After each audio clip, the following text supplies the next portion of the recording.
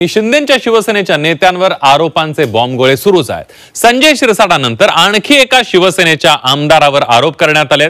खासदार संदीपान भुमरेंच्या ड्रायव्हरच्या नावावर 150 कोटींची जमीन असल्याचं समोर आलं आणि त्यामुळे या प्रकरणात विलास भुमरेंच्या अडचणी वाढण्याची शक्यता आहे। या जमिनी संदर्भात वकील मुजाहिद खान यांनी तक्रार दाखल केली आहे। या तक्रारीनंतर या प्रकरणाची आर्थिक गुन्हे शाखेकडून चौकशी सुरू करण्यात आली आहे।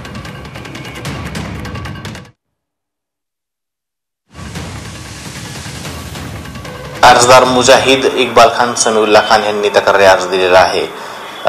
गैरअर्जदार मीर मोहम्मद अली खान यांनी त्यांच्यासोबत करारनामा केलेला असताना जमिनीची बनावट ही बनामा तयार करून जावेद रसूल शेख यांची नावे केलेला आहे, अशा प्रकारची तक्रार प्राप्त आहे। त्याच्यामध्ये पुढील चौकशी सुरू आहे।